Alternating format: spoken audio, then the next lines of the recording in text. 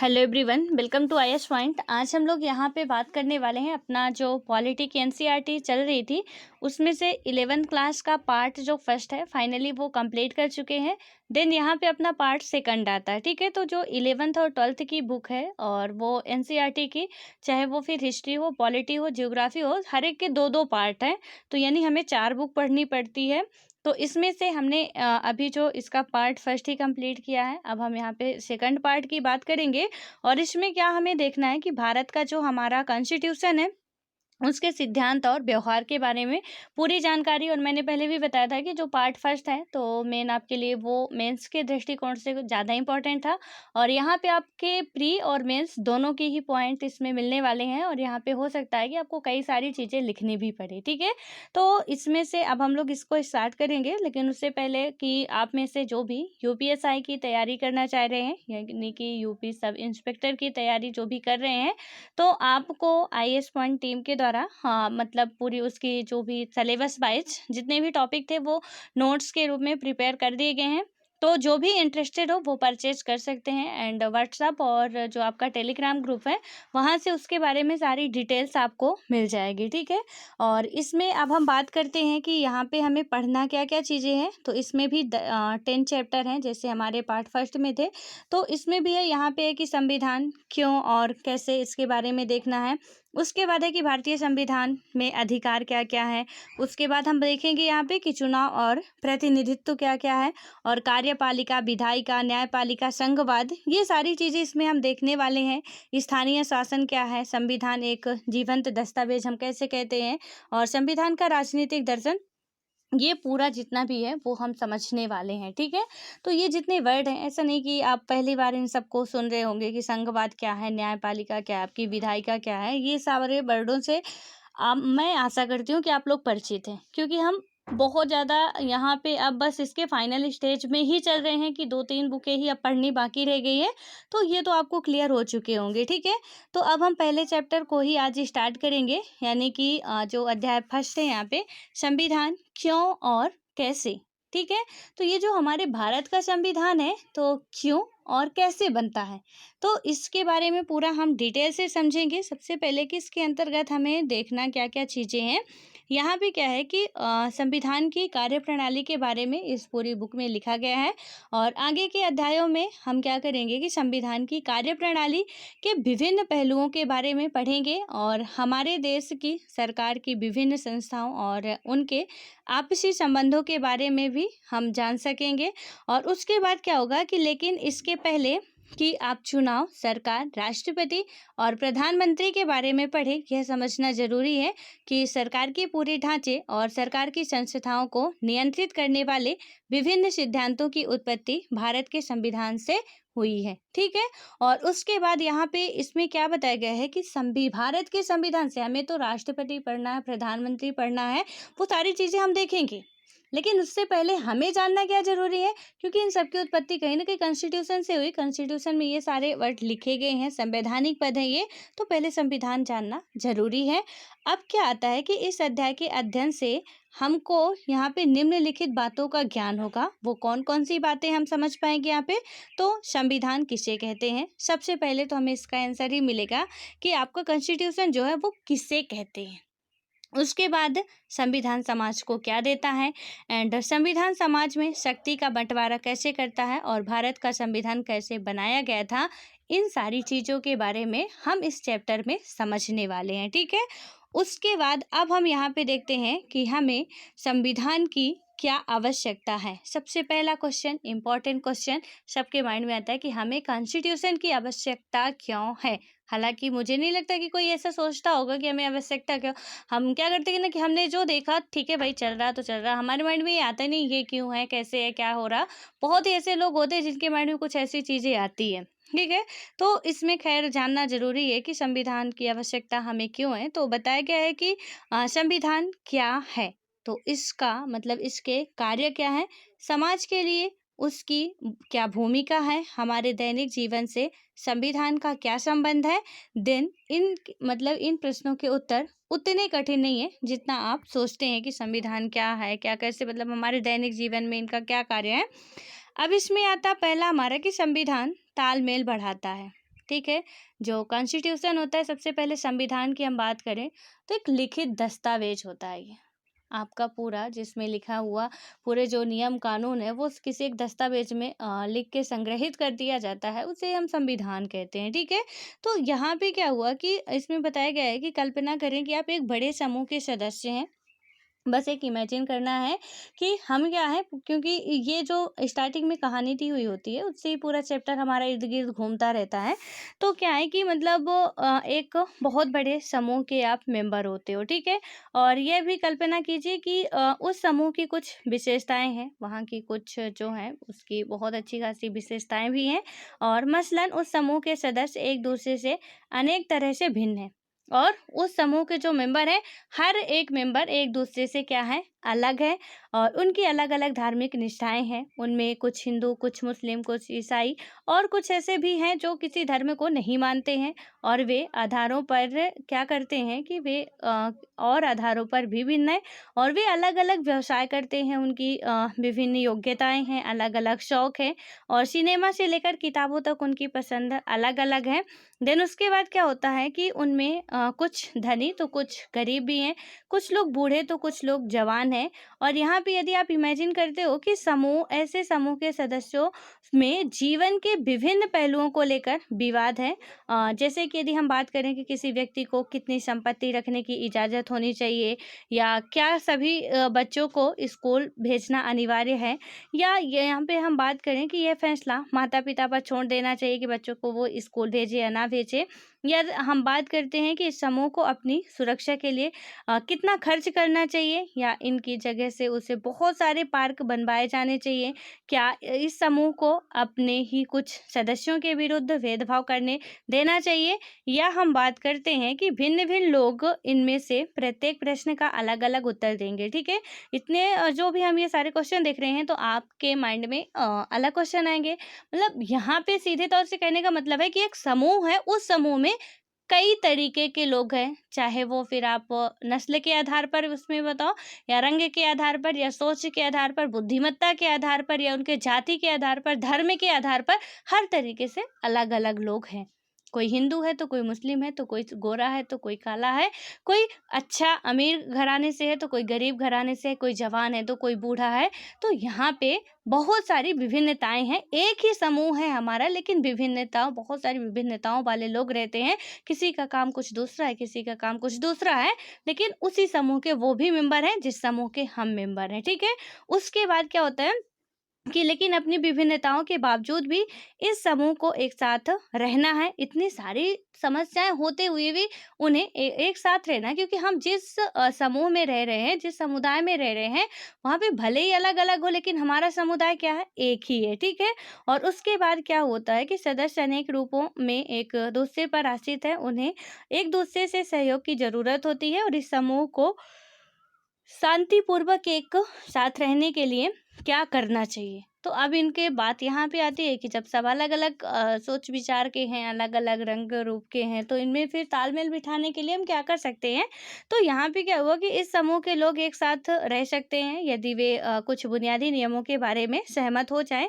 और इस समूह को ऐसे नियम क्यों, मतलब जो कुछ ऐसे नियम होते हैं कि क्यों चाहिए, कल्पना करें कि ऐसे बुनियादी नियमों के अभाव में क्या होगा। प्रत्येक सदस्य अपने को असुरक्षित महसूस करेगा, क्योंकि यदि हम बात करें तो उसे यह मालूम नहीं होगा कि समूह के सदस्य एक दूसरे के साथ कैसा बर्ताव करेंगे और किसका किस चीज पर अधिकार है।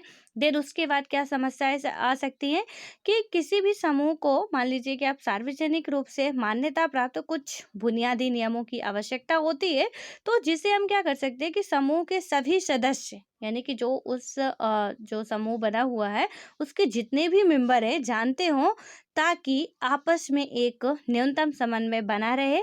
लेकिन ये नियम केवल मतलब क्या होता है कि पता ही नहीं होने चाहिए कि वरन उन्हें लागू किया जाना चाहिए। यानी कि यहाँ पे कुछ ऐसे नियम होने चाहिए कि सबको, जो हम काम कर रहे हैं हमारे समूह वाले मेंबर को पता हो। आपको याद होगा कि एक दिन हम टीम पे चर्चा कर रहे थे, तो जब हमारी टीम बनती है, हमारा समूह बनता है, तो हमने आपको बहुत अच्छे तरीके से उस दिन टीम के बारे में पूरा समझाया था कि वहाँ पे यदि एक भी टीम का मेंबर क्या है, थोड़ा-सा भी उसके माइंड में कहीं गिला-शिकवा रह गया और कहीं हम उससे राय नहीं ले रहे, परामर्श नहीं ले रहे हैं, हम हैं एक ही टीम के मेंबर, हम अलग-अलग जा रहे हैं, तो फिर क्या है कि समस्या वहाँ पे उत्पन्न होने की संभावना रहती है।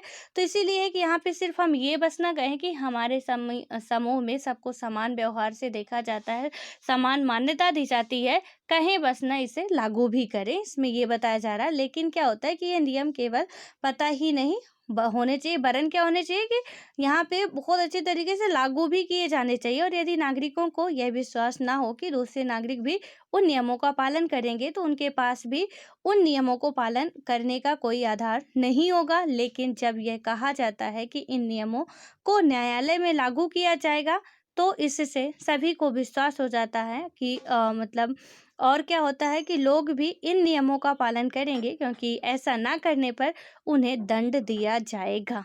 मतलब इस कहानी से पूरा समझ में आया कि हम भले ही अलग-अलग समुदाय के हैं, मतलब समुदाय तो एक ही हो सकता है हमारा, अलग-अलग वर्ग के हैं, अलग-अलग हमारा धर्म है, सब कुछ अलग है। बहुत ज़्यादा हम में आप में डिफ़रेंस है, लेकिन हम एक ही देश के मेंबर हैं। और यहाँ पे हमारे और आपके लिए जो एक दस्तावेज़ बनेगा, उसमें जो भी नियम कानून होंगे, जो आप पे लागू होंगे, वो हम पे भी लागू होंगे। ठीक है? ज़रूरी नहीं कि आप हिंदू हो तो आप पे कोई दूसरे नियम कानून बनेंगे। हम मुस्लिम हैं तो हम दूसरे नियम कानून के भागीदार होंगे। यदि मर्डर का केस आप पे लग रहा है और मर्डर की धारा जो भी होती है वो आप पे लग रही है, तो वही धारा यदि हमने भी मर्डर किया तो हम पे भी लगेगी। किसी की यदि हम जान लेते हैं तो वही धारा के तहत हम भी जेल जाएँगे, उसी धारा के तहत हमें भी सज़ा मिलेगी। यदि 420 का केस आप पे लगता है, तो यदि हम चोरी डकैती करते हैं तो 420 का केस हम पे भी लगेगा। तो इसमें सीधी-सी बात है कि आप हिंदू हो, मुस्लिम हैं, लेकिन क्या होगा सीधे से कि आपके लिए जो नियम कानून है, वही हमारे लिए नियम कानून है। एंड होप सो कि आप जो मैं कहना चाह रही हूँ, वो समझ रहे होंगे कि ये संविधान हमारा क्यों बनाया गया था। ठीक है? तो ये संविधान बहुत, ये पूरे जो पार्ट सेकंड है इसका बहुत इम्पोर्टेंट है। प्लीज़ कोई भी इसे स्किप ना करें और खुद से भी इसे पढ़ते जाएँ, तो बहुत और अच्छे तरीके से आपको समझ में आएगा। एक साथ ही आपका रिवाइज़ भी होता जाएगा और आप उसे खुद भी पढ़ चुके होंगे। क्योंकि थोड़ा टफ हो सकता है जो पहली बार पढ़ रहे होंगे, लेकिन 1-2 बार आप पढ़ेंगे तो बहुत आसान ये लगेगा आपको। अब इसके बाद इसमें क्या बताया गया कि संविधान का पहला काम यह है कि वह बुनियादी नियमों का एक ऐसा समूह उपलब्ध कराए जिससे समाज के सदस्यों में एक न्यूनतम समन्वय और विश्वास बना रहे। यानी कि हमारे कॉन्स्टिट्यूशन का पहला काम, इतनी लंबी कहानी पढ़ने के बाद क्या समझ में आती है कि वो कोई ऐसे बुनियादी नियमों का मतलब ऐसा समूह उपलब्ध कराए जिससे समाज के सदस्यों में एक न्यूनतम, इसमें अधिकतम की बात नहीं की गई, न्यूनतम समन्वय और विश्वास बना रहे। ठीक है? कि कम से कम यहाँ पे लोगों के प्रति, जो लोगों के बीच में समन्वय की भावना रहे, विश्वास लोगों में एक दूसरे का बना रहे, संविधान की पहली जिम्मेदारी होती है। और संविधान जो लिखा गया था कुछ इसी भी नज़रिए से लिखा गया था। अभी जो मैंने बताया कि जो सज़ा आपके लिए है वही सज़ा कहीं न कहीं हमारे लिए भी। ठीक है? ये जो यहाँ पे दिए गए हैं आप इसे पढ़ लीजिएगा, यदि आपको टाइम मिले, नहीं मिले तो फिर आपको भी कोई पढ़ने की इसको भी ज़रूरत नहीं है। अब इसके बाद क्या आता है कि निर्णय लेने की शक्ति की विशिष्टताएँ। अब इसमें यदि हम बात करें कि कैसे निर्णय लेना है, इसकी क्या विशिष्टताएँ होंगी, तो होता क्या है कि संविधान कुछ ऐसे बुनियादी सिद्धांतों का हमारा समूह है जिसके आधार पर राज्य का निर्माण और शासन होता है। ठीक है? और यहाँ इसमें होता क्या है, हमारे जो राज्य का निर्माण है और जो शासन व्यवस्था चलती है, सब कुछ उसमें वर्णित है। लेकिन ये बुनियादी नियम क्या हों? अब हमने बुनियादी नियम की बात की, बट हों क्या ये? और ऐसी कौन सी बात है जो उन्हें बुनियादी बना देती है? पर हाँ, सबसे पहले आपको यह तय करना पड़ेगा कि जिन नियमों के आधार पर समाज का शासन होता है, उन्हें बनाएगा कौन? पहले तो आप ये समझिए कि नियम तो हैं, नियम क्या हो बाद में हम जानेंगे, बट पहले ये कि नियम बनाने वाला कौन होगा, सबसे पहले तो जानना उन्हें ज़रूरी है। और आपको का नियम बनाने की एक की इच्छा है, यानी कि मान लीजिए कि XYZ कुछ भी आपको नियम बनाने की इच्छा है, लेकिन दूसरे लोग को ख नियम बनाने की इच्छा है, यानी कि आपको X नियम बनाने की इच्छा है, दूसरे को Y नियम बनाने की इच्छा है।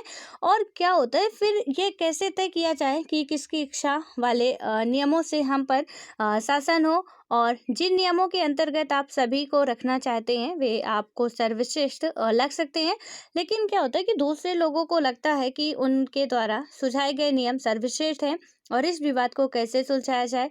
अतः यह निर्णय करने से पहले कि हमारे समूह को किन नियमों से शासित होना है, हमें वास्तव में यह तय करना पड़ेगा कि उन नियमों को बनाएगा कौन। ठीक है, तो यहाँ पे मान लीजिए कि X पर्सन है और Y पर्सन है, दोनों लोग हैं। दोनों लोगों का क्या है कि एक सोच रहा है कि हम ऐसे नियम बनाएंगे, मान लीजिए सड़क बनाना है। ठीक है, अब सड़क बनाने के लिए एक कह रहा कि इधर से हम सड़क ले जाएंगे इतना, और दूसरे मेंबर का बाई मेंबर जो है उनका कहना है कि नहीं, सड़क तो जाएगी ऐसे ऐसे ऐसे, यानी कि उनका क्या कहना है कि हम ऐसे ऐसे बनाएंगे, एक कह रहे हैं कि हम ऐसे बनाएंगे। अब हमें सोचना ये है कि दोनों में से किसका, क्योंकि दोनों को ही लग रहा, आप भी जो सजेशन दे रहे हो तो आपको लग रहा है कि सर्वश्रेष्ठ वाला, हम भी जो दे रहे हैं हमें भी लगेगा कि सर्वश्रेष्ठ वाला है। और यदि हम दो में से किसी का भी अवमानना करते हैं तो कहीं ना कहीं क्या होगा कि समस्या हो सकती है। तो हम कैसे करें, क्या उसमें से हम कौन सी विधि अपना सकते हैं कि जनता की भलाई भी हो जाए, उन लोगों का भी जो वो दोनों कह रहे हैं, X person and mister Y जो भी कह रहे हैं, तो उनकी भी बातों का कहीं ना कहीं मान रखा जाए, और उस हिसाब से हमें निर्णय लेने पड़ेंगे।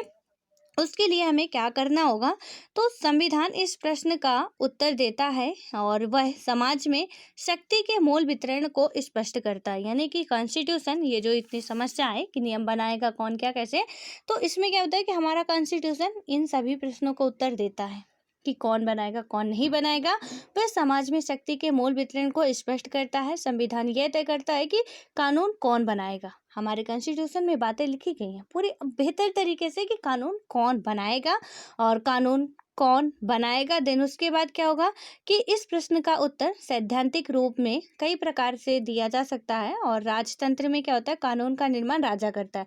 जहाँ पे राजतंत्र शासन चलता है वहाँ पे कानून जो बनाया जाता है वो उसका निर्माण करता कौन होता, ओनली वन पर्सन होता, राजा होता वो। और उसके बाद क्या होता है, जबकि कुछ संविधान जैसे पुराने सोवियत संघ के संविधान में निर्णय करने का अधिकार केवल एक पार्टी को दिया गया था, लेकिन लोकतांत्रिक संविधानों में निर्णय मोटे मोटे तौर पर क्या होता है, जनता लेती है। ठीक है, तो आपने राजतंत्र में देखा, कुछ समाजवादी में हम देखें तो वहाँ पे भी सिर्फ एक ही पार्टी को अधिकार होता है। लेकिन हमने देखा लोकतांत्रिक कंट्री जो होती है, हमारी डेमोक्रेसी कंट्री होती है, वहाँ पे क्या होता है, उसके संविधान जो भी उसमें पूरी संवैधानिक व्यवस्था होती है, और वहाँ पे जो संविधानों में निर्णय होते हैं वो मोटे तौर पर जनता उसमें लेती है। ठीक है, लेकिन यह विषय इतना सरल भी नहीं है जितना हम अभी पढ़ के आपको सुना दिया, आपने सुन लिया, सोचा बहुत ईजी है, तो इतना आसान भी नहीं है। इसमें क्या होता है कि यदि यह मान भी लिया जाए कि जनता निर्णय लेती है, सपोज मान लो आपकी, चलो जनता ठीक है निर्णय लेती है, तब भी यह प्रश्न अनुत्तरित रह जाता है कि जनता प्राचीन यूनानी की पद्धति के अनुसार क्या प्रत्येक मुद्दे पर सभी लोगों को वोट देना चाहिए। यानी कि सॉरी, यहाँ पे ये बताया गया है कि मतलब जनता जो है निर्णय कैसे लेती है। इसमें क्या है कि इस है कि जनता निर्णय लेती है, हमने मान लिया, लेकिन अब ये है कि जनता निर्णय कैसे लेती है, क्योंकि हमने निर्णय ले लिया, हम भी देश की जनता, आप भी देश की जनता हो, और नेक्स्ट पर्सन जो है वो भी देश की जनता है। अब यहाँ पे हम सब का निर्णय फिर से अलग अलग आ गया, तो क्या सब जो निर्णय दे देंगे वही माना जाएगा कि हमारा भी निर्णय मानो, आपका भी हो, दूसरे का भी हो, तीसरे का भी हो, तो सब तो यहाँ राजा हो जाएंगे, फिर रंग रह ही नहीं जाना किसी को। तो अभी इसमें भी समस्या है। लोकतंत्र में हमने देखा कि जनता लेती है, बहुत आसान है। जनता लेती कैसी है ना, जनता जब निर्णय लेने पे उतारू हो जाए तो फिर निर्णय तो आएगा ही नहीं, कि कंक्लूजन पे आप उसके पहुंच ही नहीं सकते, पूरी कंफ्यूजन लाइफ ही हो जानी है। तो इसमें क्या बताया गया यहाँ पे कि क्या कोई कानून बनाने के लिए सभी लोगों को सहमत होना चाहिए, यानी कि कोई भी एक कानून बनाना है जिसमें सभी लोगों को सहमत होना चाहिए। और यदि सहमत नहीं है तो फिर वही है कि सबके सब राजा है, सब कानून बनाएंगे, सब नियम बनाएंगे, और जो भी उनके नियमों का उल्लंघन करेगा, क्योंकि एक दूसरा नियम बना रहा है, दूसरे पर्सन दूसरे नियम बना रहे हैं, और एक ने दूसरे का उल्लंघन किया, दूसरे ने इसका उल्लंघन किया, तो दोनों में ही क्या आ जाएगी, समस्याएं उत्पन्न हो जाएंगी। तो इनमें भी अभी इतना आसान पहले ही देख चुके कि है नहीं। अब क्या होता है कि प्राचीन यूनानी की पद्धति के अनुसार, अब यहाँ से आपको ये बहुत खूबसूरत सा पॉइंट मिल रहा है कि प्राचीन यूनान की पद्धति कैसी थी।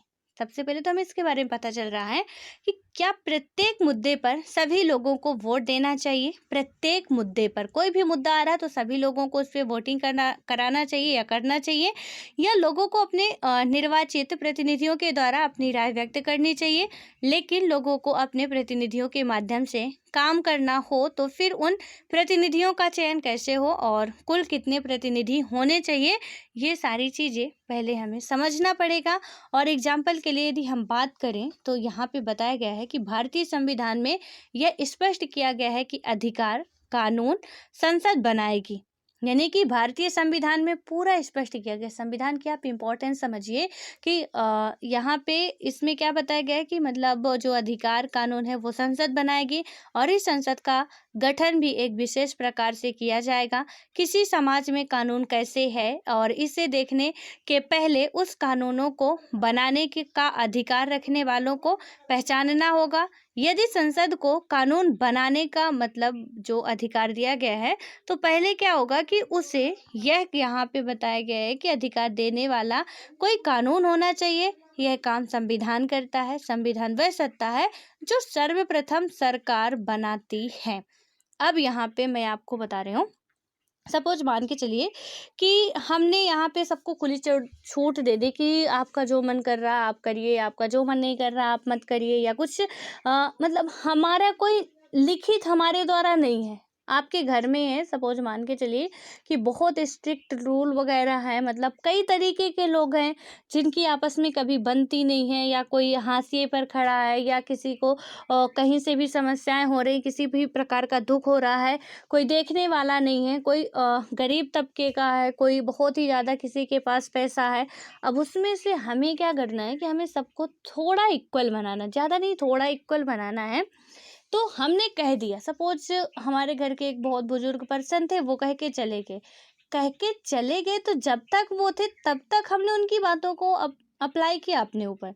जैसे उनकी डेथ होती है हमने क्या कर दिया, किससे याद है, कौन इतनी रामायण महाभारत सुनाएगा हर एक आने वाली पीढ़ियों को कि उन्होंने ऐसा कह के चले गए। तो हम तो इतना ना, तो किसी को धीरे धीरे क्या होगा कि वो सारी चीज़ें कहीं ना कहीं ख़त्म होती जाएंगी, अपने नए हिसाब से हम नियम कानून बनाएंगे। लेकिन जब आप एक लिखित उसमें लिखित रूप में रख दोगे ना कि ये है, जैसे हमारी ज़मीन है, हमने उसे क्या कर दिया कि इतने बीघे की ज़मीन एक्स पर्सन की है और इतने बीघे की ज़मीन मिस्टर वाई की है, ठीक है। तो इसमें से क्या हुआ कि सीधे तौर से क्लियरिटी आ गई, क्योंकि हमारे पास उसका जो भी खसरा है वो तैयार रखा है कि भैया ये मिस्टर एक्स की ज़मीन है, ये मिस्टर वाई की ज़मीन है, ठीक है। बिल्कुल भी इसमें कोई भी झगड़े की बात ही नहीं। और जब भी झगड़ा होगा तो हमारे पास ये लिखा रखा हुआ है कि इतने तक ही मिस्टर एक्स जी की ज़मीन है, इसके आगे 1 इंच भी ये नहीं बढ़ सकते हैं। लेकिन किसी ने कह दिया था, अब यहाँ पे सुनिएगा कि किसी ने कह दिया था कि भैया यहाँ तक आपकी ज़मीन है, यहाँ तक दूसरे की ज़मीन है, तो अब ये भी तो कह रहे हैं कि यहाँ तक हमारी थी और यहाँ से आपकी ज़मीन थी। तो कहने में और लिखा हुआ जो चीज़ें होती है उसमें कितना फ़र्क होता है। हमारा संविधान लिख के जो गए थे वो आज भी हमारे ऊपर बिल्कुल आपने जीवंत, अभी इसके लास्ट में हमने देखा ना कि अभी इसमें पढ़ेंगे कि कैसे एक जीवंत संविधान है। तो बिल्कुल ये जीता जागता भी मरा नहीं है ये, क्योंकि इसमें आज भी हमें समस्याएं आ रही, चाहे न्याय से रिलेटेड हो, चाहे अधिकार से रिलेटेड हो, किसी प्रकार की समस्याएं हो, हम यही कहते हैं कि हम संविधान में लिखा हुआ है ये चीज़ें, हम इस आर्टिकल को आधार मानकर हम सुप्रीम कोर्ट तक जाएंगे और हम अपने अधिकार को प्राप्त करके रहेंगे, और हमारी गवर्नमेंट को, हमारी जुडिशियल को हमें न्याय देना पड़ता है। ऐसा भी नहीं कि हम सिर्फ भटक रहे हैं। तो वो सारी चीज़ें लिखी गई हैं, प्रॉपर तरीके से उसका खाका तैयार किया गया, उसमें लिखा गया, तब आज हमारे पास प्रूफ है। वरना हम कहते कि मिस्टर एक्स ने कह के गए थे, आप ऐसा कर सकते हो। क्या कह के गए थे, कौन सा प्रूफ है हमारे पास, और क्या कह के गए थे। आप यहाँ पे थोड़ा सा ध्यान दीजिएगा कि मैंने आपको मान लीजिए कि कोई बात बताया कि ऐसा ऐसा है, ठीक है, आप दूसरे लोगों से बता रहे हो, देखिएगा बात कितनी ज़्यादा उल्टी हो जाती है, कितनी क्रिटिकल हो जाती है। मैंने छोटी सी बात आपको बताई थी, बस छोटी सी बात, उस बात को आपने मिस्टर वाई से बताया थोड़ा बढ़ा के, ठीक है। दूसरा, इन ये जो पर्सन थे इन्होंने तीसरे से जाके बताया कुछ और तरीके से। अब देखिएगा, मैं बात कुछ और आपको बोली थी, यहाँ से आपने इन्हें बोला और यहाँ से ये कुछ और ही इनको बोल रहे हैं, उसके बाद बात वही है। अब किस एंगल से बोल रहे हैं, उसके बाद ये यहाँ से बोल रहे हैं, मतलब फाइनल ये पहुँचते पहुँचते मेरी पूरी बात ही चेंज हो जानी है। लोगों तक जाते जाते वो बात चेंज हो जानी है कि हम रियल में बोले क्या थे। कोई उसको थोड़े से, मैंने जो थोड़ा सा इशू उसमें से रखा था, उसको कोई बहुत बड़ा भड़काऊ बना सकता है और उसी को कोई बहुत अच्छे तरीके से बता सकता है। तो ये तो लोगों पे डिपेंड करता है किस तरीके से होता, कैसे होता है। तो आप यहाँ पे आप समझ सकते हो कि ये लिखित जरूरी क्यों था। तो अब दूसरा हमारा क्या होता है कि संविधान का दूसरा काम, पहला काम हमने देख लिया, दूसरा काम इसका क्या होता है, यह स्पष्ट करना कि समाज के निर्णय लेने की शक्ति किसके पास होगी। संविधान यह भी तय करता है कि सरकार कैसे निर्मित होगी। तो हमारा जो संविधान है वो क्या निर्णय करता है कि जो यहाँ पे नियम कानून बनाने की शक्ति है वो किसके पास होगी। और हमने देखा कि संसद के पास नियम कानून होते हैं। आप एक प्रशासनिक अधिकारी बनने की तैयारी कर रहे हैं, वहाँ पे प्रशासनिक अधिकारी का रोल क्या होता है? प्रशासनिक अधिकारी का रोल क्या होता है? बस इतना होता है कि संसद के द्वारा जो भी नियम कानून बनाए गए हैं उसे आपको लागू करवाना है। उसमें आप इंटरफेयर नहीं कर सकते हो कि सर ये नियम ऐसे नहीं, ऐसे होने चाहिए थे, जनता करेगी। उस टाइम आप जनता में क्या हो कि वहाँ पे एक नौकरशाह हो, बस आपको जो वहाँ से आदेश मिल रहा है वो उसका पालन करना है, सीधे तौर पे बस बात इतनी है। इसीलिए वहाँ पे नौकरशाह वर्ड आया है। हम कितने भी अधिकारी बन जाए हम नौकर ही रहेंगे, ठीक है। अब इस वर्ड को हो सकता है कि कोई बहुत गंदे तरीके से समझ ले, हो सकता है कोई इसका अच्छे से मतलब निकालने की, नौकर का मतलब कैसे मैडम ने बोल दिया नौकर ही रहेंगे, तो सही है यार, उन्होंने नियम कानून बनाया, उनके नियम कानूनों को बस हमें पालन करवाना है। लोगों तक उनके नियम कानून को किस तरीके से पहुंचा सकते हैं, हम कैसे पालन करा सकते हैं। चाहे वो फिर मोटर व्हीकल एक्ट आया है तो उन्होंने बना दिया, प्रशासनिक अधिकारी उसमें कोई इंटरफेयर नहीं कर सकता कि आपने ऐसा बनाया वैसा बनाया, क्यों नहीं बनाया। उसने जो बना दिया वहां से, इसे इन्हें अब पालन कराना है कि कोई मतलब हेलमेट लगा के नहीं जा रहा है, कोई जो भी वहाँ के ट्रैफिक रूल है उनका उल्लंघन कर रहा है, उनमें क्या चालान काटना, कैसे करना, इनका काम है, बस ये इतना करेंगे। और आगे चल के आप भी बनते हो तो आपको भी यही सारी चीज़ें करनी पड़ेगी। अब ये सोच रहे होंगे यदि कि एक बार हम बन जाए डीएम, फिर बताते हैं सारी दुनिया पलट के रख देंगे और वहाँ पे जितने भी नियम कानून हम अपने हिसाब से बनाएंगे, हम देख लेंगे कौन क्या करता है। तो जी नहीं, बिल्कुल भी ये नहीं है आपके पास कि आप अपने हिसाब से नियम कानून बनाओगे या कुछ करोगे, ठीक है। और उसके बाद, क्योंकि अभी पूरा संविधान आप पढ़ने वाले हैं एंड बहुत अच्छे तरीके से समझ जाएंगे सारी चीज़ें, बस थोड़ा सा इसमें कंसंट्रेट बना के चलिएगा। ये बिल्कुल चैप्टर बहुत बहुत बहुत इम्पॉर्टेंट है, चाहे आप 4 भी लिखिए, नहीं वो होता है ना वेरी वेरी वेरी इंपॉर्टेंट, बहुत ज़्यादा ये चैप्टर पूरे के पूरे इम्पॉर्टेंट होने वाले हैं। यहाँ पे क्या होता है अब कि सरकार की शक्तियों पर सीमाएं, नेक्स्ट पॉइंट आता है कि सरकार की शक्तियों पर सीमाएं कैसे होती है। तो दो तो हमने संविधान के काम देख लिए हैं, अब तीसरे में बात करते हैं।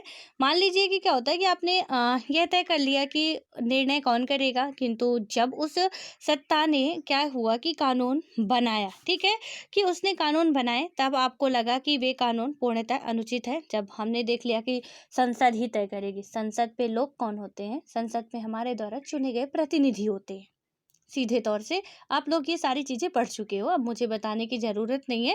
तो जो संसद है, तो संसद ऐसे ना कि सिर्फ एक बिल्डिंग है वो बनाती है, जी नहीं, वहाँ पे मेंबर होते हैं और उसमें बहुत सारी चीज जो मिलके करते हैं। तो हमने तो देख लिया कि संसद के द्वारा किया जाएगा, ठीक है। लेकिन अब क्या होगा कि कानून जो पूर्णतः उन्होंने बना दिया और वो अनुचित हो गए, तो क्या करेंगे।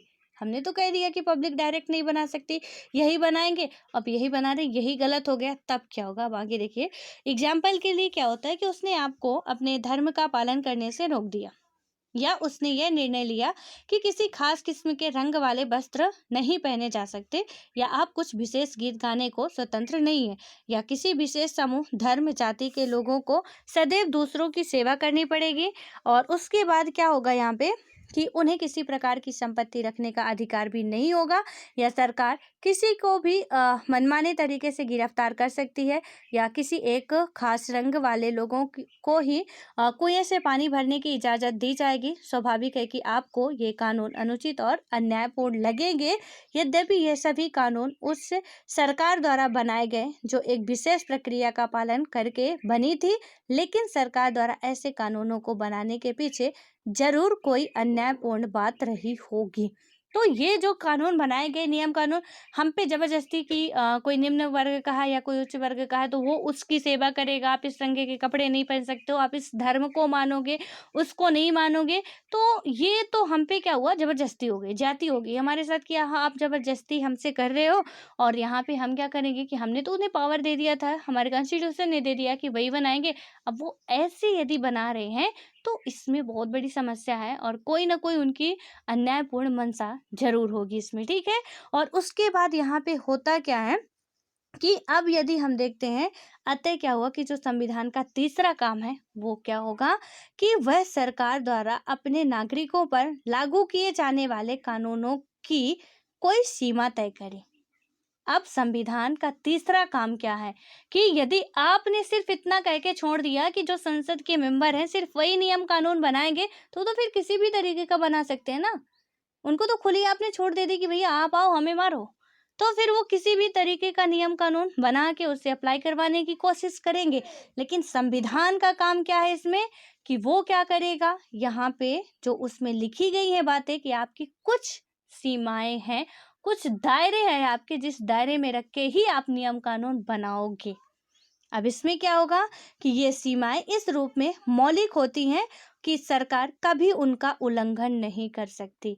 और सरकार को क्या है कि गवर्नमेंट जो भी संविधान में लिखा गया है उन्हीं सीमाओं या दायरे पे रह के आप संविधान बनाने या नियम कानून बनाने की कोशिश करेंगे। अदरवाइज जो प्रक्रियाएं दूसरों पर लागू होती हैं, तो कानून यदि आम जनता के लिए है तो कानून फिर उनके लिए भी बनाए गए हैं। तो संविधान का ये हुआ तीसरा काम कि मनमाने ढंग से, और यहाँ पे आपका एक और आंसर कंप्लीट होता होगा कि वो मनमाने ढंग से जो चाहें जैसे चाहें। तो यहाँ पे कोई तानाशाह वाला शासन नहीं है, यहाँ पे लोकतांत्रिक कंट्री है ये, और इसमें जो जनता के भले की बात होगी वही उनके द्वारा बनाया जाएगा। जनता को लगता है कि ये अनुचित है तो जनता उसके लिए आंदोलन करेंगे, अनशन करेंगे, अपनी बातों को मनवाने के लिए जो भी पैतरे आएंगे करेंगे, और आपको मानना पड़ेगा। और आप यदि नियमों का उल्लंघन करते हैं तो आपको भी सजा हो सकती है, आपको भी अपनी सत्ता से हाथ धोना पड़ सकता है। बात सीधी सी है। तो संविधान का ये हुआ हमारा तीसरा कार्य। अब आता है यहाँ पे कि संविधान सरकार की शक्तियों को कई तरीके से सीमित करता है, और सरकार की शक्तियों को सीमित करने का सबसे जो सरल तरीका यह है कि नागरिक के रूप में हमारे मौलिक अधिकारों को स्पष्ट कर दिया जाए और कोई भी सरकार कभी भी उनका उल्लंघन ना करे। इन अधिकारों का क्या होता है कि वास्तविक स्वरूप और व्याख्याएं भिन्न भिन्न संविधानों में बदलती रहती हैं, लेकिन अधिकतर संविधान में कुछ विशेष मौलिक अधिकार सदैव पाए जाते हैं। नागरिकों को मनमाने ढंग से क्या होता है कि बिना किसी कारण के गिरफ्तार करने के विरुद्ध सुरक्षा प्राप्त है, और यह सरकार की शक्तियों के ऊपर एक मूलभूत सीमा है। नागरिकों को क्या होता है कि सामान्यतया कुछ मौलिक स्वतंत्रताओं का अधिकार है, जैसे भाषण की स्वतंत्रता, जो अंतरात्मा की आवाज पर काम करने की स्वतंत्रता, यानी कि अंतरात्मा जो होता है ना कि हमारे आत्मा से आवाज निकल रही है कि हमें ये करना चाहिए, आपकी आत्मा से अंतरात्मा आपकी कह रही है कि आपको यूपीएससी करना चाहिए, यू कैन डू इट, तो आपको लगता है हाँ हम कर सकते हैं, तो आपकी जो अंतरात्मा, मैंने कहा कि आप कर सकते हो, आपकी अंतरात्मा भी बोल रही है वी कैन डू इट, तो फिर आप क्या करोगे, थोड़ा बहुत ज़्यादा एनर्जेटिक होगे कि नहीं नहीं हम कर सकते हैं, कोई बड़ी बात नहीं है। तो जो भी हमारी अंतरात्मा कहती है उसे भी करने के लिए हमें स्वतंत्रताएं हैं, बोलने के लिए स्वतंत्रता है, संगठन बनाने की स्वतंत्रता है। व्यवहार में इन अधिकारों को राष्ट्रीय आपातकाल में सीमित किया जा सकता है, और संविधान उन परिस्थितियों का उल्लेख भी करती है जिनमें इन अधिकारों को वापस लिया जा सकता है। तो हमारा जो कॉन्स्टिट्यूशन है वो क्या करती है कि उन परिस्थितियों का भी इसमें यदि हम बात करें कि उल्लेख करता है जिनमें क्या होता है कि अधिकारों को वापस भी लिया जा सकता है। ऐसा नहीं कि आपको बोलने का अधिकार दे दिया गया है तो आपका मन कर रहा है कि बिल्कुल भड़काऊ स्पीच दिए जा रहे हो दनादन, ऐसा भी नहीं है।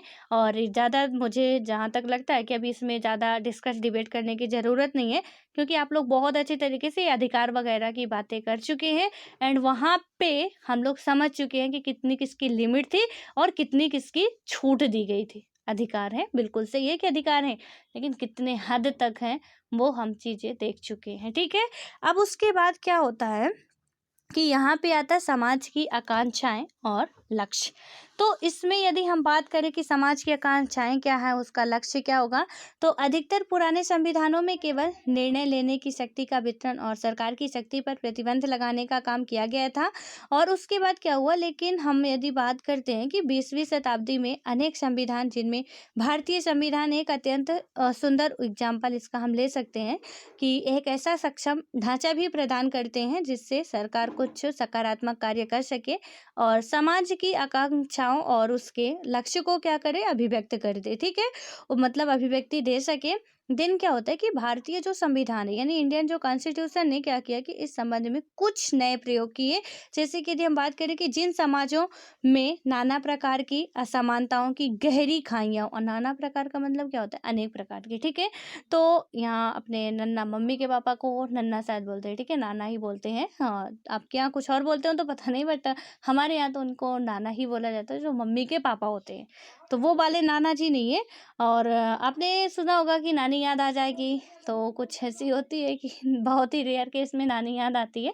तो यहाँ पे भी क्या है कि नाना प्रकार यानी कि कुछ बहुत ज़्यादा अनेक प्रकार के क्या हो सकते हैं, कि यदि हम इसमें बात करें तो सकारात्मकता तो आ सकती है यहाँ पे, लेकिन जो इसमें खाइयाँ हैं या कुछ जो भी इसमें समस्याएं हैं, तो अपने भारत के संविधान से ये सारी चीज़ें हम लोग बेहतर तरीके से समझ सकते हैं, ठीक है। अब यहाँ पे यदि बात करते हैं कि सरकार को असमर्थ और शक्तिशाली भी बनाना पड़ेगा, जिससे वह समानता और गरीबी के विभिन्न रूपों से निपट सके। उसके बाद यदि हम आगे की बात करते हैं तो असमानताएं हैं, सब कुछ है, सरकार की शक्ति पर प्रतिबंध लगाना भी पर्याप्त नहीं होता है कि हम उसकी शक्ति पर प्रतिबंध लगा देंगे तो उससे हो जाएगा, कुछ और ही हमें तरीका अपनाना पड़ेगा।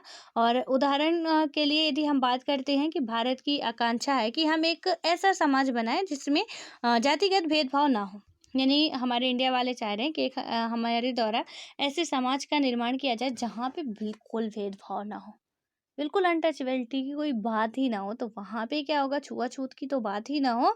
तो इसमें क्या होगा कि यदि ये हमारे समाज की आकांक्षा है तो हमें अपनी सरकार को इतना समर्थ और शक्तिशाली बनाना पड़ेगा कि वह इस लक्ष्य को प्राप्त करने के लिए जो सभी आवश्यक होता है ना, तो उससे क्या कर सके, यहाँ पे आवश्यक कदम उठा सके। दक्षिण अफ्रीका नस्ली भेदभाव के पुराने इतिहास का उदाहरण है और उसके नए संविधान में सरकार को इस योग्य बनाया गया कि वह नस्ली भेदभाव को मिटा सके। वास्तव में एक संविधान अपने समाज की आकांक्षाओं का निपटारा है। तो यहाँ पे क्या होता है, जैसे हमारे संविधान में भी लिखा गया है कि आप चाहते हो कि हमें छुआछूत नहीं रखना, तो संविधान में सीधे से है कि यदि कोई छुआछूत रख रहा है तो क्या करना, आर्टिकल 17 के तहत बिल्कुल सुप्रीम कोर्ट आ जा सकते हो यदि आपको ऐसा लग रहा है कि किसी भी बंदे के द्वारा आपके अधिकारों का हनन हो रहा है, क्योंकि आपको यहाँ पे समाज में सम्मान पूर्वक जीने का अधिकार है। और कोई ऐसा कह रहा है कि ये अछूत है या छू नहीं सकता या पानी नहीं ले सकता या कुछ भी नहीं कर सकता, वहाँ पे आप इसका आर्टिकल 17 के आधार पर जा सकते हो, क्योंकि आपके कॉन्स्टिट्यूशन में लिखी गई है। तो आपको गवर्नमेंट को न्याय देनी पड़ेगी, हमारी जो न्याय व्यवस्था है उसे भी आपको न्याय देना पड़ेगा।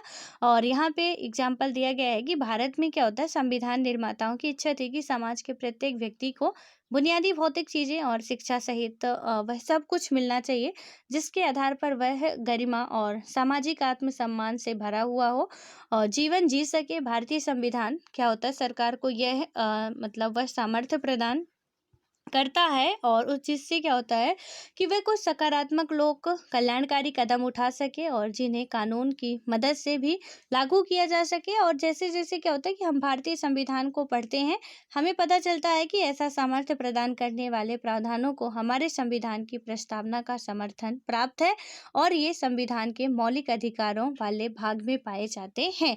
तो ये चीजें जो हैं, तो इसमें प्रस्तावना में तो खैर सारी बातें लिखी गई थी, छोटी सी प्रस्तावना है, लेकिन उसमें से पूरा आप पूरा संविधान ना पढ़ के उस प्रस्तावना पढ़ लें तो संविधान का सार आपको पता चल जाएगा।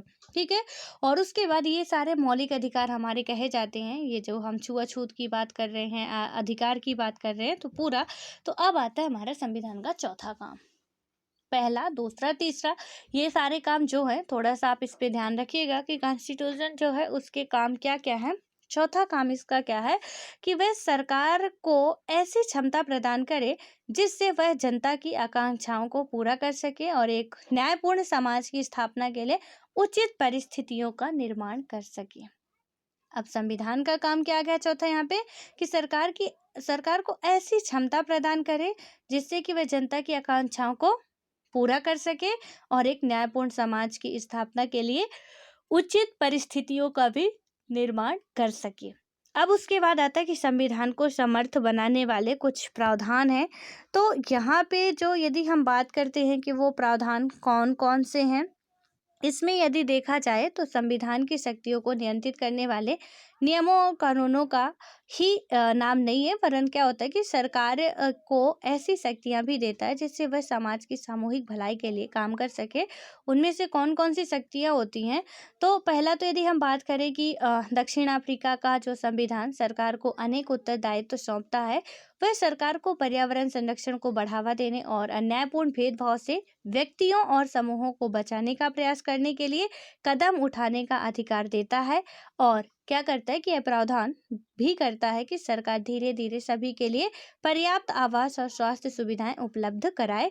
ये कहाँ की बात अभी हम कर रहे हैं, दक्षिण अफ्रीका का हमने एग्जाम्पल लिया है कि वहाँ पे गवर्नमेंट के लिए ये सारे प्रावधान किए जाते हैं कि इन्वायरमेंट के लिए आप मतलब आपको लग रहा है कि कुछ यहाँ पे अभी सही नहीं चल रहा, उस हिसाब से आप नियम कानून बना सकते हैं और लोगों के अंदर जो भी भेदभाव की भावना है आप उसे भी मिटाने के लिए बिल्कुल सरकार को खुली छूट है कि वो कोई भी व्यवस्था अपना सकती है। अब क्या होता है कि इंडोनेशिया में भी एक एग्जाम्पल हम देखें कि इंडोनेशिया की जो सरकार है वह क्या करती है कि राष्ट्रीय शिक्षा व्यवस्था बनाए और उसका संचालन करे। इंडोनेशिया का जो संविधान यह भी सुनिश्चित करता है कि सरकार गरीब और अनाथ बच्चों की देखभाल करेगी। तो इंडोनेशिया का कॉन्स्टिट्यूशन क्या करता है, एजुकेशन पे फोकस एंड गरीब और अनाथ बच्चे हैं उनको वो देखभाल करेगी, वो सारी चीज़ें वो देखते हैं। तो हर एक के देश के संविधान में जरूरी नहीं कि एक जैसी बातें आपको देखने को मिलेगी। ठीक है। तो वहाँ से क्या होता है कि अभी हम देखेंगे कि हमारे संविधान में कई जगह से बातें ली गई हैं, तो इसी वजह से ली गई थी।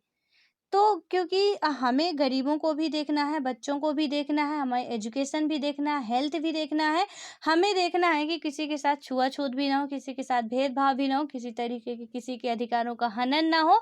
महिलाओं को भी देखना है, पुरुषों को भी देखना है। पता चले कि हम महिलाओं को इतनी आज़ादी दे दें, इतनी आज़ादी दे दें, इतनी छूट दे दें कि एक टाइम बाद पुरुष ही हाशिए पे आ जाए और उन्हें ही आंदोलन करना पड़े कि भैया अब हमारे अधिकार की भी कोई बात कर लो। तो ऐसा भी नहीं करना है, महिलाओं को भी अधिकार देना है, लेकिन उनके भी अधिकारों को हमें ध्यान रखना है कि आने वाले टाइम में कुछ सिचुएशन ऐसी ना बन जाए। क्योंकि जैसे अभी महिलाओं की है, तो हो सकता है कि हम लगातार ऐसे करते रहें, तो एक टाइम ऐसा आएगा कि पुरुष को भी अपने अधिकारों की मांग करने के लिए आगे बढ़ना पड़ेगा कि भई अब हमें भी कहीं पे ध्यान दो, वरना तो हम तो गए काम से। ठीक है। और उसके बाद अब क्या होता है कि राष्ट्र की बुनियादी पहचान, इसके बारे में थोड़ा-सा हम बात करेंगे।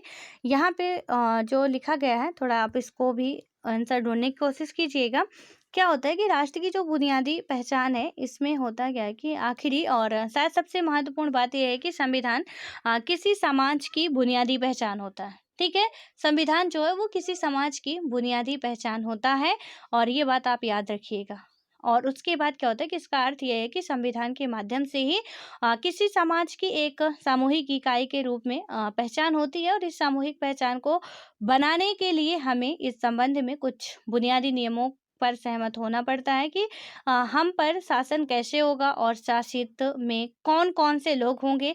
संविधान बनने से पहले क्या होता है कि हमारी अन्य अनेक प्रकार की पहचान या अस्मिताएं होती हैं, लेकिन कुछ बुनियादी नियमों और सिद्धांतों पर सहमत होकर हम अपनी मूलभूत राजनीतिक पहचान बताते हैं। दूसरे यहाँ पे यदि हम बात करते हैं तो संवैधानिक नियम हमें एक ऐसा विशाल ढांचा प्रदान करते हैं जिसके अंतर्गत हम अपनी व्यक्तिगत आकांक्षाओं, लक्ष्य और स्वतंत्रताओं का प्रयोग भी करते हैं। तो ये सारी चीजें हमें संविधान के द्वारा ही मिलती हैं।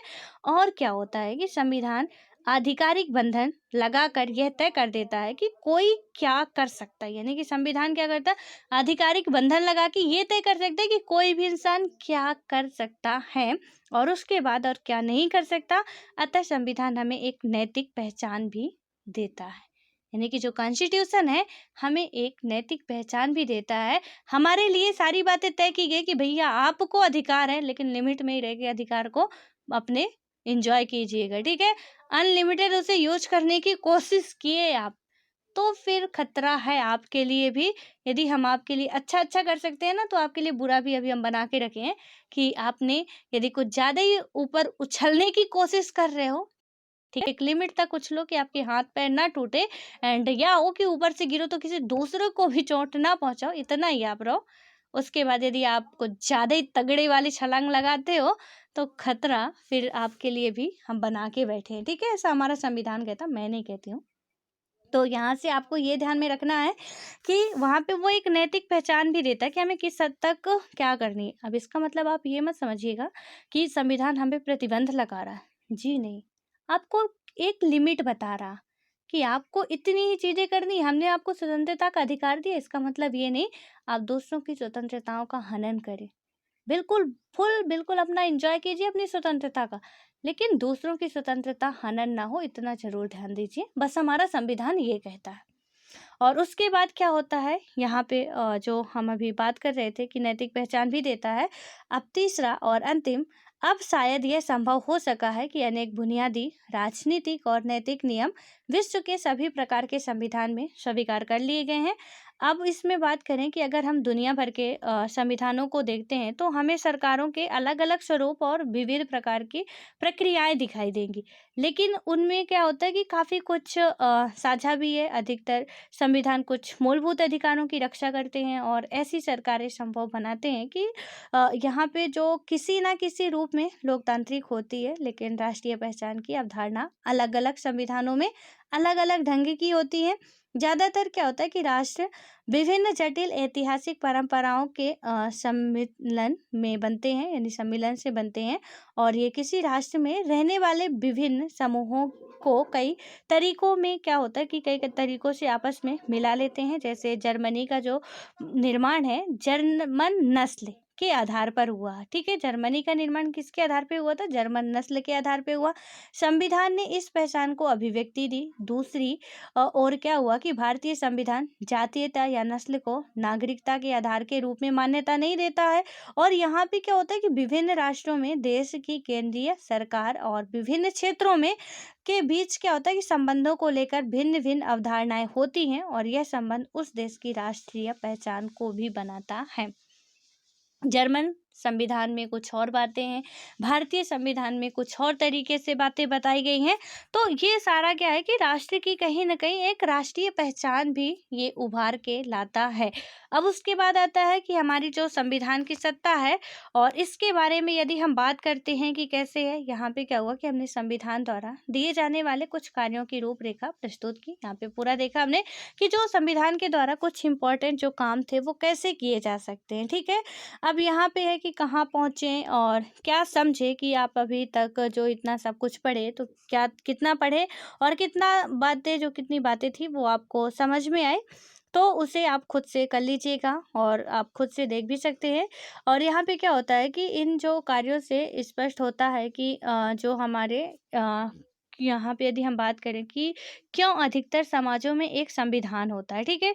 यहाँ पे कई सारे हमने कार्य की बात की और उसके बाद की यदि हम देखते हैं इसमें जो ये है पूरा हमारा कि भारतीय और अन्य संविधान के कुछ प्रावधान दिए गए हैं, बताए गए हैं कि यानी कि बताएं कि इनमें प्रत्येक प्रावधान का क्या कार्य है।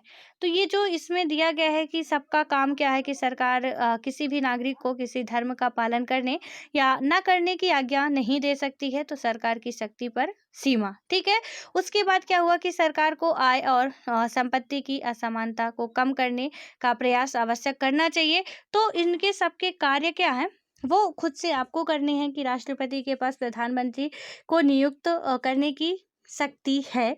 तो बिल्कुल राष्ट्रपति के पास प्रधानमंत्री को नियुक्त करने की शक्ति है। संविधान यह सर्वोच्च कानून है जिसका सभी को पालन करना पड़ता है। और सही बात है कि संविधान जो है उसका हम सभी को पालन करना पड़ता है। तो इसमें बताया गया है ना पूरा कि मतलब जो अधिकतर समाजों में एक संविधान होता है, और लेकिन संविधान के बारे में हम 3 और प्रश्न कर सकते हैं। कौन कौन से संविधान क्या है, संविधान कितना प्रभावी है, क्या संविधान महत्वपूर्ण है। तो होता क्या है कि अधिकतर देशों में संविधान एक लिखित दस्तावेज के रूप में होता है। ज़्यादातर वही जो मैंने बताया ना, सीधे तौर पे आप लिखित दस्तावेज जो हमारा संविधान है सॉरी, तो इसमें बताया गया ना कि अधिकतर देशों में संविधान जो है एक लिखित रूप में है, जिसमें क्या होता है कि राज्य के बारे में कई प्रावधान होते हैं, और यह प्रावधान बताते हैं कि राज्य का गठन कैसे होगा और वह किन सिद्धांतों का पालन करेगा। जब हम किसी देश के संविधान की बात करते हैं तो सामान्य रूप से हम इसी दस्तावेज का जिक्र कर रहे होते हैं जो लिखित रूप में होता है। ठीक है, और यहाँ पे क्या होता है, लेकिन कुछ देशों जैसे इंग्लैंड के पास ऐसा कोई दस्तावेज नहीं है जिसे संविधान कहा जा सके। तो कभी कभी क्वेश्चन पूछा भी जाता है कि कौन से देश का संविधान लिखित नहीं है या कौन से देश का संविधान लिखित है। तो आपको ध्यान में रखना है, और आप अपनी नोट्स उठाइए जो भी मेरे साथ स्टार्टिंग से जुड़े होंगे। तो ये बातें मैं आपको पहले लिखा चुकी हूँ कि सबसे पहले किस देश का संविधान बनता है, सबसे बड़ा किस देश का संविधान है, किस देश में संविधान लिखित रूप में नहीं है, आपको ये सारी चीज़ें पता है। और यहाँ पे आपके पास ये भी मिला कि इंग्लैंड में जो है ऐसा कोई भी नहीं जो लिखित रूप में दस्तावेज हो वहाँ का। ठीक है, तो उसे हम संविधान नहीं कह सकते, और उनके पास क्या होता है, दस्तावेजों और निर्णयों की एक लंबी श्रृंखला है जिसे सामूहिक रूप से संविधान कहा जाता है।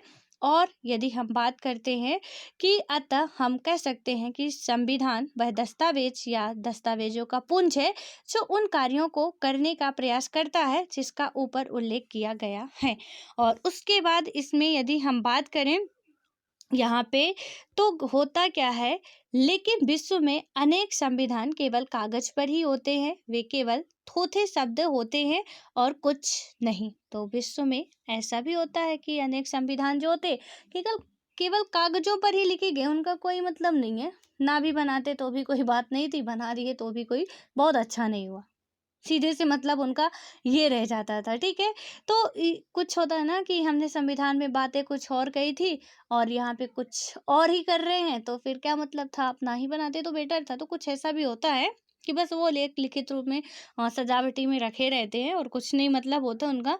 महत्वपूर्ण प्रश्न ये है कि कोई संविधान कितना प्रभावी है। बना तो दिया आपने संविधान में, बहुत बड़ी बड़ी बातें लिख दिया। अभी मेरे को बोलने को कोई बोल दे ना, बहुत बड़ी बातें बोल लूंगी, इसमें कोई डाउट नहीं है, बहुत ज़्यादा मैं बोल लूँगी। लेकिन बात तो यहाँ पे डिपेंड करती है कि मैं उस बात को कितना फ़ॉलो करती हूँ। मैंने तो बोल दिया कि आपको इतने संस्कारी होना चाहिए, इतना नैतिक होना चाहिए, आपके अंदर इतनी अच्छी-अच्छी भावनाएँ आनी चाहिए, आपको ऐसा दान करना चाहिए, आपको ये होना चाहिए, वो होना चाहिए। मैंने आपको सब कुछ बता दिया, सारी कमियाँ आपकी गिना दी। लेकिन आपसे ज़्यादा तो हम में कमियाँ थी, हमने उसे देखा ही नहीं। और कोई दिखाने की कोशिश भी कर रहा है तो हम उसका ही मुँह फोड़ने की कोशिश कर रहे हैं कि दिखा कैसे सकते हो आप हमें हमारी कमी। तो हमने तो खुद को तो देखा नहीं। ठीक है, और चल दिए, मतलब कि ठीक है कि आपने पूरा उसे लिख के रख दिया। अब वो संविधान हमने बना दिया, अब वो कितना प्रभावी है किसको क्या पता, कितना आप उस पे काम कर रहे हो, कितना नहीं कर रहे हो। तो इसलिए कि बनाना ज़रूरी नहीं है, बात करना ज़रूरी नहीं होता, आप उसे मान कितना रहे हो ज़रूरी ये होता है। और उसके बाद क्या है कि उससे कौन-सी बात प्रभावी बनाती है, कौन-सी बात ये सुनिश्चित करती है कि लोगों के जीवन पर वास्तव में उसका प्रभाव पड़ा है, और संविधान का प्रभाव होना उनके कारणों पर निर्भर है। ठीक है? तो इनके बारे में क्या हुआ कि ये सारी चीज़ें जो हैं कि संविधान ने, हमने देखा कि संविधान सीधे तौर पे क्या है कि एक लिखित दस्तावेज है, और यहाँ पे जो दस्तावेजों का पुंज है जो उन कार्यों को करने का प्रयास करता है जिसका ऊपर उल्लेख दिया गया है। तो सीधे से आपको लिखना है कि संविधान एक लिखित दस्तावेज है, सीधे तौर पे। ठीक है, तो अब इसके बाद हमारा था संविधान को प्रचलन में लाने का तरीका, कि संविधान को प्रचलन में हम किस तरीके से ला सकते हैं। अब इसको हम नेक्स्ट वीडियो में बात करेंगे पूरा अच्छे से, और इसको अब बस आप समझते चलिएगा सारी बातें, ठीक है। तो यहाँ पे ताकि हम फटाफट कंप्लीट कर लें, और बेहतर होगा कि एक बार आप पढ़ें देन आप सुने, तो और अच्छे तरीके से मेरी बातें आपको समझ में आएंगी, थोड़ा माइंड में वो बातें घर कर जाएगी कि यस हमने वहाँ पे बुक में पढ़ी थी यही बातें यहाँ पे, तो वो काफ़ी अच्छा होगा आपके लिए, ठीक है। और नहीं भी पढ़ पा रहे तो सुनने के बाद पढ़िए, लेकिन खुद से ज़रूर पढ़ना है। मैं आज फिर बोल रही हूँ कि आपको बुक से खुद से ज़रूर पढ़ना है। और आपके पास यदि एनसीईआरटी की बुक नहीं है तो प्लीज़ बहाने मत बनाइएगा, आप एक एसएमएस डाल दीजिएगा या कमेंट बॉक्स में कमेंट कर दीजिएगा कि हमारे पास बुक नहीं है, तो हम आपको बुक अवेलेबल करा देंगे, ठीक है। सारे सब्जेक्टों की बुक, या आईएएस पॉइंट की वेबसाइट है वहाँ से एनसीईआरटी की आईएएस पॉइंट पूरा आप डालेंगे बिना स्पेस के, आपको क्या होगा कि गूगल से भी सारी चीज़ें वहाँ से मिल जाएंगी, ठीक है। तो आप ऐसे डालते स्पेस मत रखिएगा। तो इसकी वेबसाइट में जितनी एनसीईआरटी की बुकें हैं सब कुछ है, आप वहाँ से जाके ई मोड में पढ़ सकते हैं या हार्ड कॉपी में पढ़िए, एज यू विश, जैसे भी आप करना चाहें, लेकिन पढ़िए ज़रूर, ठीक है। बिना पढ़े हमारी जो नैया है वो मझधार में ही पड़ी रहेगी। आगे बढ़ाना है तो हमें मेहनत करनी होगी, सिर्फ और सिर्फ या यूट्यूब देख के या कुछ और करके वो नहीं होने वाला है। और ये बात तो जिसे भी मेरी बातें ये कुछ कड़वी लगती हो उनसे मैं हाथ जोड़ के माफ़ी मांगती हूँ, लेकिन सच्चाई यही है हमारे ज़िंदगी की, आपकी ज़िंदगी की, सबकी ज़िंदगी की, ठीक है। सो पढ़ते रहिए, ऑल द बेस्ट, और अच्छे तरीके से पूरा कवर करना भी। इसमें हम जो ये चीज़ें हैं लिखेंगे, ठीक है। तो जो भी इसमें लिखवाने लायक होगा, क्योंकि कुछ फैक्ट होते हैं जो हमारे अदर स्टेट वाले भी पूछ लेते हैं कभी कभी यूपीएससी में भी, हालांकि इतना फैक्चुअल तो नहीं लेकिन पूछ लिया जाता है कभी कभी। और ऐसा तो है नहीं कि आप स्टेट का एग्ज़ाम देने वाले नहीं हैं, तो यहाँ पे हम वो चीज़ें लिखेंगे, नोट डाउन करेंगे, तो इसमें से आपको परेशान नहीं होना, मैं आपको सारी चीज़ें लिखवा दूंगी, ठीक है। सो ऑल द बेस्ट, मिलते हैं फिर नेक्स्ट वीडियो में।